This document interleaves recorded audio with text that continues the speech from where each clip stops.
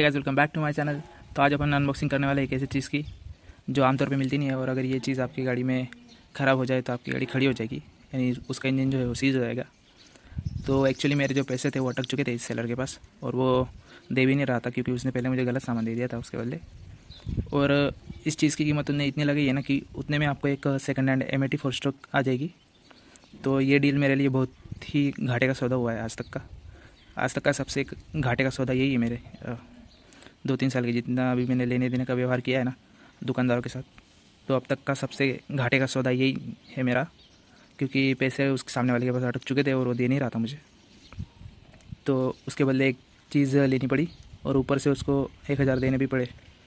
यानी आप समझ सकते कि मैं एक प्रकार से दुविधा में फंस चुका था, इसलिए मुझे ये चीज़ लेनी पड़ी। हालांकि आगे पीछे मुझे काम ही आएगा, लेकिन जिस प्रकार से मैं अपनी गाड़ी को इस्तेमाल करता हूँ मुझे लगता नहीं कि ये मेरे कुछ काम आने वाला है, लेकिन फिर भी ले लिया मैंने क्योंकि पैसे वो दे नहीं रहा था, सामान उसके पास था नहीं। ये एक चीज़ उसके पास थी जो उसने मुझे दिल्ली से मंगवा के दी, और शायद उसने इसके चार गुना कम कीमत में लिया होगा उसने इससे, लेकिन मुझे बहुत ज़्यादा महंगा दिया उसने। मैं आपको बोल रहा हूँ ना कि एक M80 4 स्ट्रोक आ जाएगी इसकी कीमत में, इतना महंगा उसने मुझे दिया। और देखिए कैसे पैकेजिंग की है उसने, यानी पार्सल भी फट गया और ऐसी थर्ड क्लास पैकेजिंग की है उसने। तो जाने दीजिए, कभी ना कभी नुकसान हो ही जाता है अपना गाड़ी के सामान लेने देने के टाइम पे। तो चलो इसको पहले अनबॉक्स करता हूँ मैं, और फिर आपको भी पता चल जाएगा कि ये क्या है। पहले इसे कट कर लेता हूँ मैं।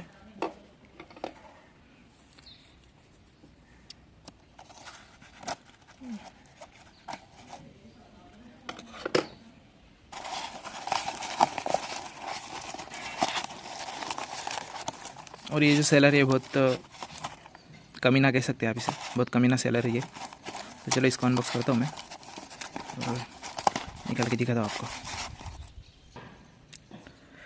तो इसे मैंने निकाल लिया है बाहर, और आप देख सकते हैं इसमें कुछ नहीं है। तो इसे करते हैं साइड में, और फिर अपनी जो मेन आइटम है उस पर ध्यान फोकस करते हैं अपना। तो चलो इसे निकालता हूँ मैं। हालांकि ये उसके पास पैकेजिंग में था, लेकिन उसने मुझे पैकेजिंग दी नहीं इसकी, क्योंकि उसका भी अपना कुछ हो गला पड़ा। लेकिन साले ने मुझे पैकेजिंग नहीं दी, इसकी ओरिजिनल पैकेजिंग थी उसके पास। तो इसे निकालता हूँ मैं और दिखाता हूँ आपको। तो आपको ऊपर देख के पता चल गया होगा कि ये क्या है। तो ये अपनी M80 4 स्ट्रोक गाड़ी का ऑयल पंप है।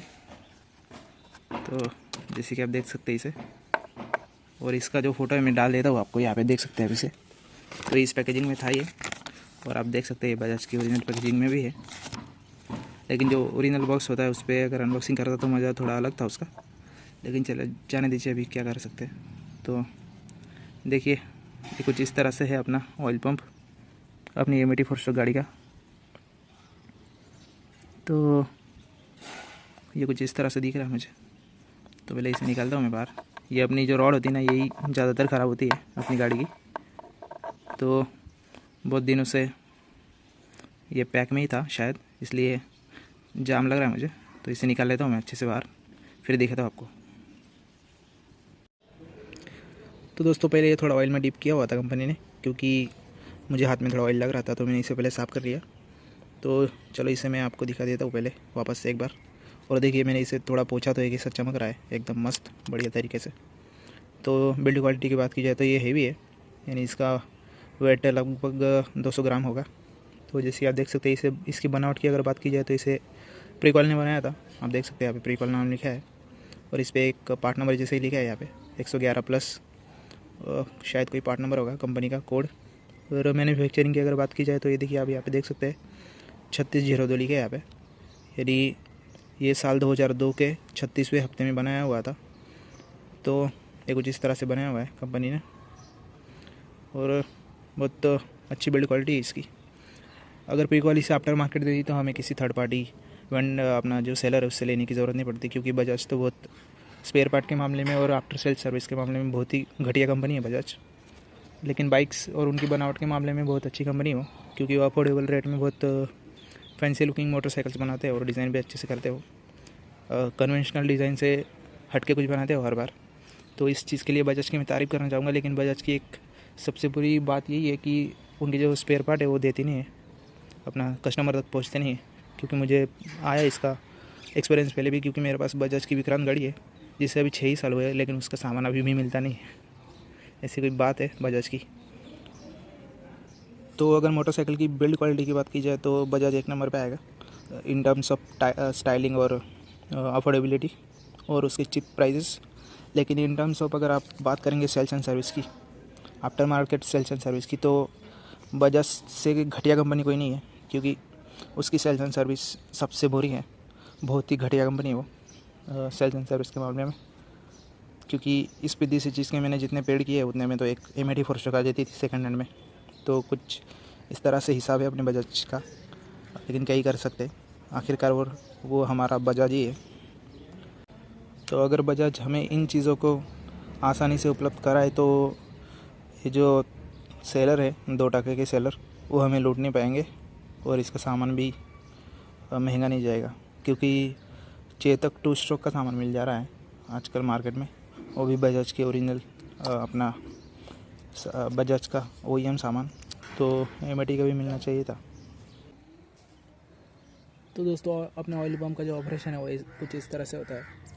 ये जो आप देख रहे हैं यहाँ पे शाफ्ट, ये जाता है अपने क्रैंकेस में, तो ये शाफ्ट अपने क्रैंकेस में लगता है। और फिर जो वाला हिस्सा आप देख रहे हो, ये वाला पाइप जो ऑयल पम्प का जो मुंह है, ये अपना जो मेन शाफ्ट है इसका मुंह, तो ये जाएगा अपना क्लच कवर में। फिर इसके ऊपर एक चेन लगती है, चेन से स्प्रॉकेट। तो देखिए ये ऑयल पम्प कुछ इस तरह से गया अपने क्रैंकेस में, और फिर जो चेन है वो इसे घुमाता है इसे। तो कुछ इस तरह से ऑपरेशन होता है इसका। ये बार बार आगे की ओर निकल जा रहा है क्योंकि मैंने थोड़ा टेढ़ा पकड़ा इसे। तो ये कुछ इस तरह से लगता है और कुछ इस तरह से घूमता है।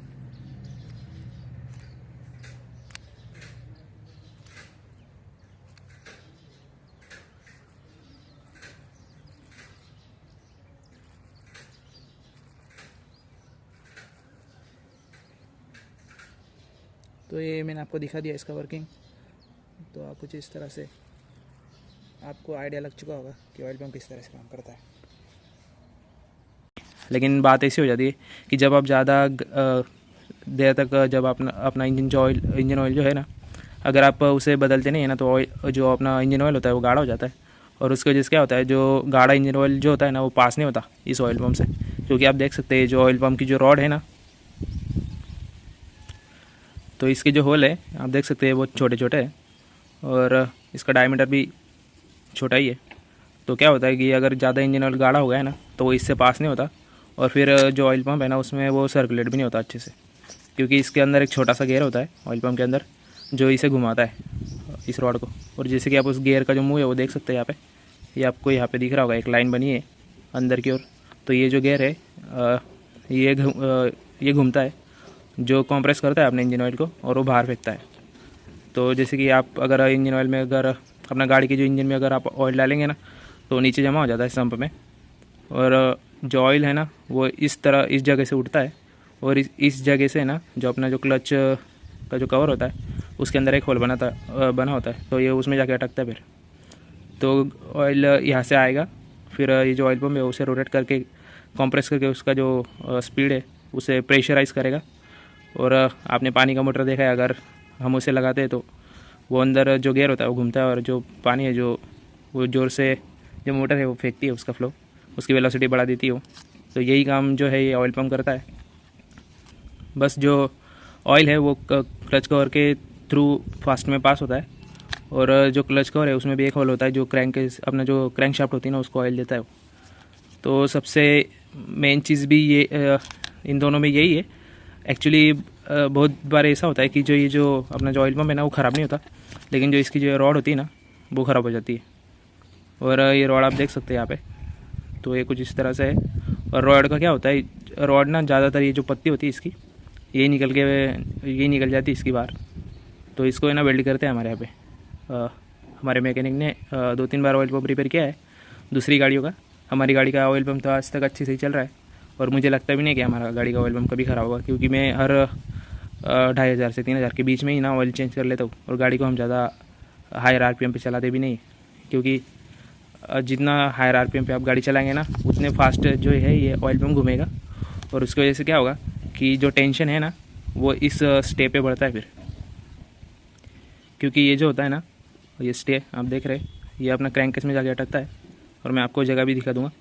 तो वो जाके यहाँ पे अटकता है, और ये जो आप देख रहे हैं यहाँ पे, ये जो सरफेस ये अंदर जाता है, और जो मैंने गेयर आपको दिखाया वो वाला, तो ये गेयर में अटकता है।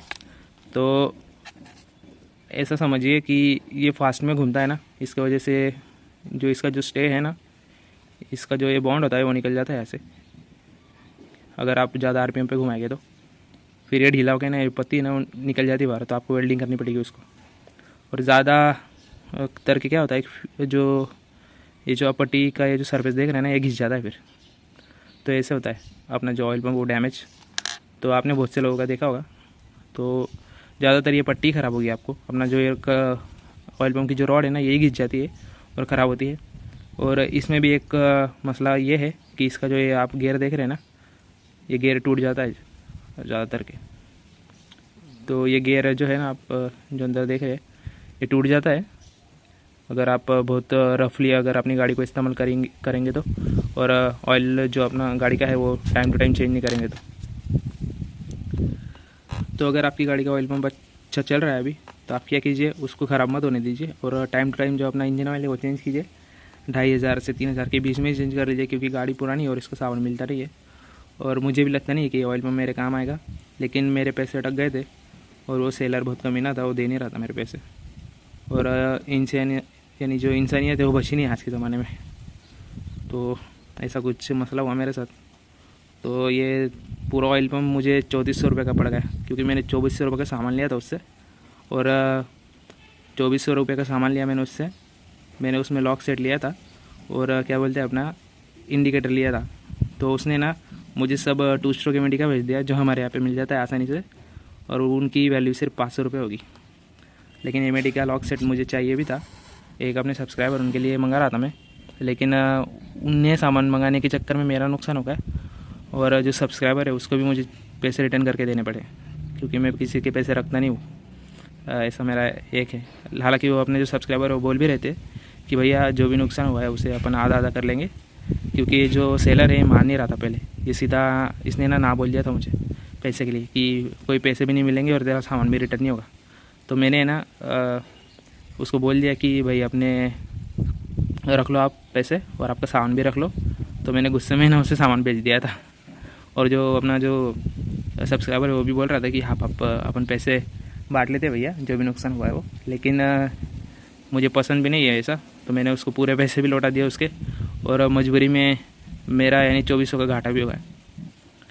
लेकिन जो दूसरा बंदा था उनकी शॉप पे, मैंने उसको कॉल किया था कि भैया ऐसा मैटर कर दिया है आपके दुकानदारों ने, क्योंकि मैंने ना उनको बार बार फ़ोटो भी भेजे थे लॉक सेट के, और गाड़ी के भी फ़ोटो भेजे थे मैंने उनको। तो उनको इतने सारे फ़ोटो मैंने हर एंगल से उनको फ़ोटो भेजे, फिर भी उन्होंने ना जो अपना सामान है वो गलत भेजा। और उन्होंने ऐसे क्या किया, उन्होंने पैसे मुझसे लिए और सामान मुझे दिल्ली से भिजवाया। तो गलती तो उनकी थी, लेकिन उन्होंने बोला भी था कि हम रिटर्न कर लेंगे भैया, आप ले लो। लेकिन जब रिटर्न करने की बारी आई तब कोई किसी के बाप का नहीं होता, और सेलर तो सबसे ज़्यादा कमीने लोग होते हैं। अगर आपको ऐसा आँख बंद करके आप किसी पे भरोसा ही नहीं कर सकते। लेकिन ये ज़िंदगी में पहली बार मेरे साथ ऐसा हुआ। आज के पहले जितने भी दुकानदार मुझे मिले बेचारे सब दिल के अच्छे थे, रब के बंदे थे, ऐसा समझ सकते आप। लेकिन यही एक बंदा मिला जो बहुत कमीना था। तो उनकी शॉप पे एक बंदा था, उसको मैंने कांटेक्ट किया कि भैया ऐसा ऐसा मैटर हो चुका है, आपके लोगों ने चीज़ें भी भेजी गलत और पैसे भी ज़्यादा लिए, क्योंकि ये लोकली सामान हमारे यहाँ पे मिलता है। तो ये एक चीज़ पड़ी थी उनके पास। तो वो बोल रहा था कि भैया मैं कुछ नहीं कर सकता, हाँ लेकिन मैं आपको एक चीज़ निकाल के दे सकता हूँ गोडाउन में से, लेकिन उसके लिए आपको मुझे 1000 रुपये देने पड़ेंगे। तो ऐसा समझ लीजिए कि पूरा जो सामान है अपना, जो पूरा जो सामान के बदले मुझे एक पिद्दी सा ऑयल पंप मिला, और वो भी 3400 रुपये का। और एम-80 फोर गाड़ी ऐसी है कि अगर आप पुणे में अगर लेने जाएंगे उसे, तो आपको आसानी से कोई भी 4-4.5 हज़ार में वो गाड़ी दे देंगे, अगर ख़राब कंडीशन में हुई तो। और अच्छी कंडीशन में हुई तो आपको मिल जाएगी वो 10-12 हज़ार तक, लेकिन ख़राब कंडीशन में आपको 4000 तक मिल जाती है वो गाड़ी। तो ऐसे मैटर हुआ मेरे साथ। अगर मैं चाहता हूँ कि आप लोगों का भी नुकसान ना हो, तो आप क्या कीजिए कि अपने जो गाड़ी का इंजन ऑयल है वो टाइम टू टाइम चेंज कीजिए। यानी आपको ये जो ऑयल पम्प है वो बदलने की बारी नहीं आएगी। हालांकि इसके पहले मैंने अपने 3 जो सब्सक्राइबर है उनको ऑयल पम्प भिजवाया था और उन भाइयों की भी गाड़ी चालू हो गई, क्योंकि मुझे ऑयल पम्प मिल गया था तब 700-800 रुपये में दे दिया था। लेकिन वो बात कुछ और थी, अभी 1.5-2 साल पहले की बात है वो। तो तब उन लोगों को मिल गया था क्योंकि वो लकी बंदे थे। और देखो मैं सबका भला करता हूँ लेकिन मेरा ही नुकसान हो गया। लेकिन जाने दीजिए, वक्त वक्त की बात होती है। कभी कभी ऊँट पे बैठने वाले को भी कुत्ता काट जाता है, ऐसी बात होती है। तो अगर आपकी गाड़ी का ऑयल पम्प हो तो अच्छे से गाड़ी को मेंटेन कीजिए, क्योंकि ये ऑयल पम्प मिलता नहीं है। और तो ये थी आज की अनबॉक्सिंग। मिलते हैं किसी और दिन किसी और नए वीडियो के साथ, तब तक के लिए गुड बाय।